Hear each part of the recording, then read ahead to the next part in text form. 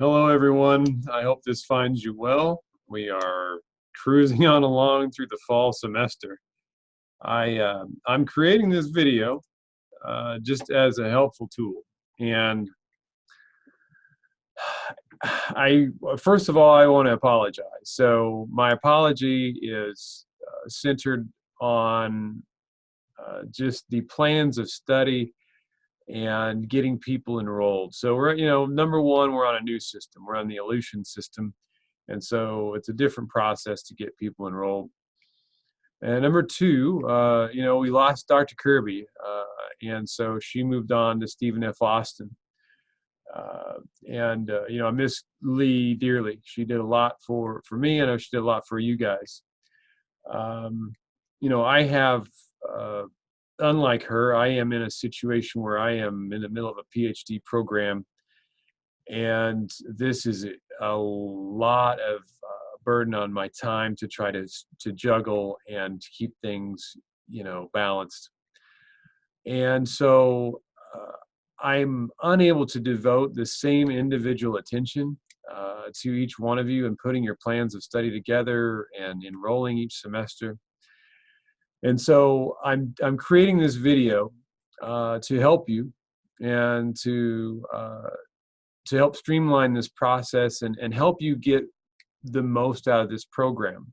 I do want people to succeed. I do want to spend, and next year when I'm done, I look forward to devoting my whole heart to this this program in front of me.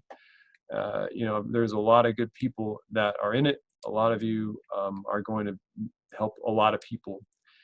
And so that said, I want to show you what I've created first. I know I have another video out on what we've got on Blackboard here, but I also want to show you kind of how to navigate what what we have up here in Blackboard that can help you put together your plans of study, number one, and also make sure you stay on track for the classes you need to graduate.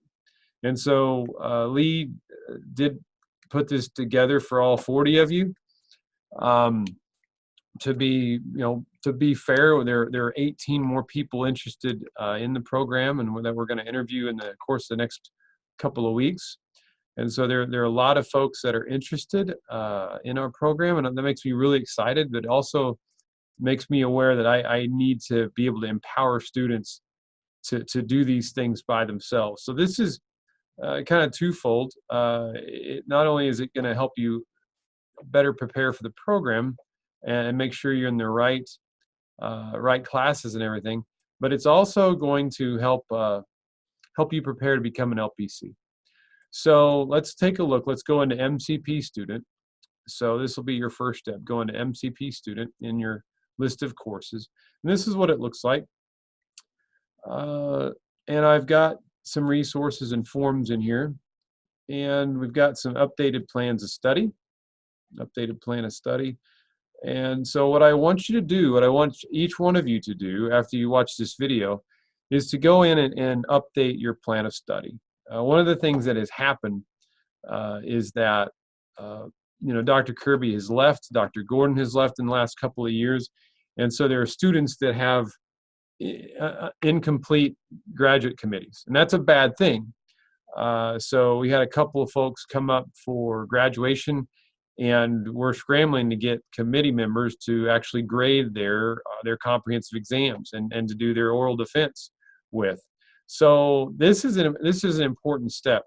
So if you have Dr. Kirby, and I suspect most of you still have Dr. Kirby on your plans of study, we need to get this updated, and that's going to fall on you. I'm going to be unable to track all 40 of you and get these in. So this is on you to get your committee together and to update your plans of study. When you get it, you'll upload it here. It's just like a regular assignment in Blackboard, and so you'll update your plan of study.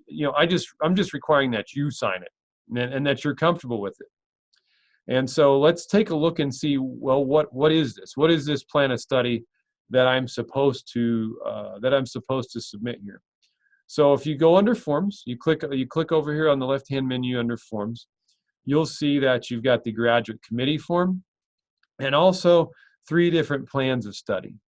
So if you're LADC, you'll want to choose that one. If you're LPC, you'll want to choose this one. If you're only, and this is very few of you, it's maybe 2, on the 48-hour non-licensure track plan of study, you'll want to select that one. So let's take a look at the different ones. So here's the LPC plan of study. This is what it looks like, and it's a Word document. And here's the LADC plan of study, and this is what it's going to look like, and it's a Word document. So I'm going to pull both of these up. We're going to compare the two real quickly. And I've got some stats I was running for an undergrad up there. So hopefully my Word document will open up fairly quickly, so it maximizes our time together. And while I'm thinking about it, I did stand somebody up today, and Brittany, I'm sorry. It's just, or as yesterday, I'm getting, my days are flowing together. So I want people to be able to take some ownership of this. I'm not saying, God love Lee, she did so much for us. And I'm not saying people didn't own their own plans, but it does help.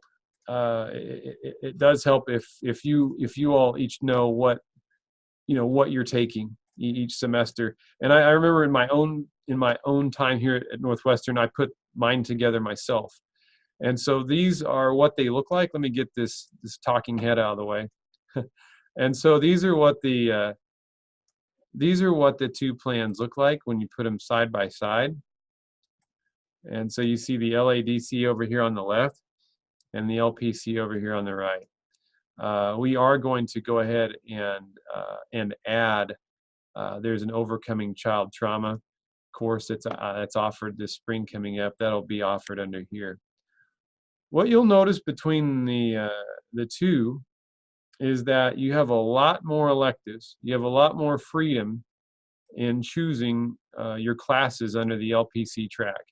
You see your electives are pretty much lined out for you. You've got 18 hours on your LADC, if you're LADC track, and these all need to be related to drug and alcohol counseling, to addictions counseling, all of your electives. You have 2, and even these are prescribed for you outside of that, the appraisal and then the lifespan. So that's so you can be LPC and LADC. With LPC, you'll notice you can almost specialize. Now that we've got that 3rd class that's dealing with child trauma, you can almost get a specialty together for working with children and adolescents. I mean, 9 of your 18 elective hours could go into working with children and adolescents. You also have the ability to get this crisis intervention class in here. It's working with people that are homicidal or suicidal, making sure they're safe, getting strategies for that. Those are important classes. I'm an LADC, and I used to really strongly promote the LADC, and I still do. But I do realize that a lot of our students are working with kids when they go out. And to be honest with you, when I graduated from our program, I didn't have the best skills working with kids, and that's who I worked with. And I just it was a trial by fire to learn them. And so we do have some better classes offered now to help prepare you if you're going to work with kids. You've got DSM down here. You've got some of these other things, advanced cognitive, psychopharm. So you can take some addictions classes too. Again, if you branch out, it won't allow you to go for the LADC unless you take these 6 LADC mandatory electives. But you can certainly learn about more with kids. Learn more about kids if you go this route. So I just wanted to take some time to help you look through these and know what's on there, and also let's take a minute to go back, because I put the course rotations on here, and this is to help you with your plan of study. So I know Dr. Kirby, I know Lee created. I'm just going to pull one up and this isn't accurate, so don't take this as this is an older one. So even though I'm sharing a name, this this is kind of like just a this is kind of a practice one. It didn't really take effect, and it's not coming up anyway. So we'll have to work through it here. So this is our course rotation right here. So use this document. You can see we've got our course rotations all the way up until spring of 2020 and summer of 2020. If you're struggling, generally we keep the fall rotation the same. So you'd want to to plan ahead, accordingly when you start putting these plans of study together. So, for instance, human growth and development is now offered every spring and every fall. So that's a pretty easy one to get into place. Advanced abnormal is only offered in the spring. So you want to make sure that you pay attention to when these classes come up. And that's also a reason why I sign off on them. So it's not just going to be a blanket rubber stamp when you put this plan together. But I do want you to be able to kind of think about it and put it together, and I'll review and make sure that you're not overlapping, that the thing is actually doable. And then you'll sign it. You'll sign it, and then after you sign it, you'll submit it to me, and I'll disperse it to your chair and your 2 committee members. To be honest, I can't be your chair right now. I don't have my PhD, and so that's the big thing I'm trying to finish here, to be able to devote all my attention to our program. So again, I am for those of you that have kind of gone, and there are many of you that have kind of gone back and forth with me on these plans of study. I'm going to ask that you put these together. I'm going to go back and if you've already taken some classes, go back and review your transcript.